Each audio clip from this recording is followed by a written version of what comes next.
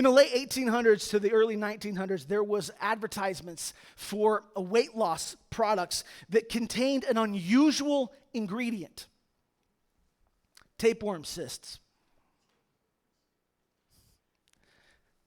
Here's an ad for it.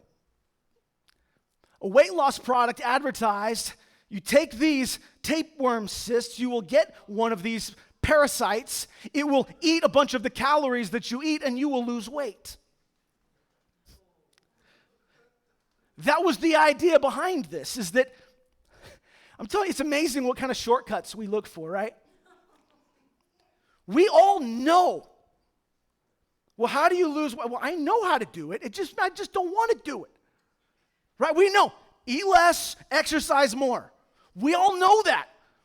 And then we will do anything we can to avoid having to do that to get the result we want. The idea was that a person would put one of these parasites in their body and the tapeworm would help them to lose weight. And honestly, it probably seemed to work at first. At first, you're losing weight. Oh, this is great. I don't have to do anything. This is amazing. I took this thing, and now this parasite is eating the nutrients that my body needs. The worm would absorb the nutrients from the food the person ate, essentially feeding off of what was meant to nourish the host. And at first, it might seem like they were losing weight. They might be very excited. They might think this is working, this is great. But eventually, what seemed good at first would start to become a problem. Because as the worm grew, the person would become hungrier and hungrier and hungrier. And it did not matter how much food they ate. They would eat until their stomach couldn't handle anymore. You can't eat anymore.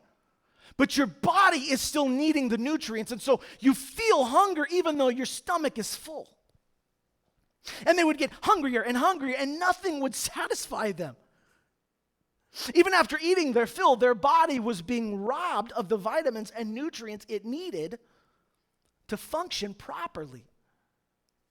The person would get weaker, and they would get weaker, and their body would get more frail, and they would get sicker because they don't have what they need to be healthy.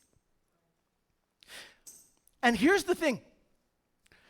It would be very easy for us to think, well, if I'm hungry and I'm not getting nutrients, the answer is I just need to eat more food.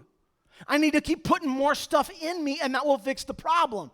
But it didn't fix the problem, because the problem was not that they needed more food. The problem is they needed to get rid of the worm. That was the problem. Sin is the worm. It's a parasite. And the sneaky part about it is this. Sin, it doesn't look harmful at first. It doesn't look harmful at first. If it did, nobody would do it. Sin doesn't look harmful. In fact, most oftentimes it looks helpful at first. It looks like it's going to meet a desire. It's going to meet a need. You want this, and now you can have it. It's a shortcut. It's something that looks like it's going to answer a question or answer a problem or give you something that you're desiring. It appears helpful. It appears appealing. It appears beneficial at first. It starts off looking like that. But that's not what it is. Sin is not what it appears to be. Looks beneficial at first, causes long-term damage on the other side. Because eventually what we begin to feel is no longer the pleasure of the moment that sin gave us. That moment is fleeting. That moment is short. That short time, we enjoy it for a moment. And then that goes away, and what we are left with is regret and sorrow and guilt and shame and fear and depression and bondage and so much more. It starts off looking so wonderful, and then we find out it was a trap.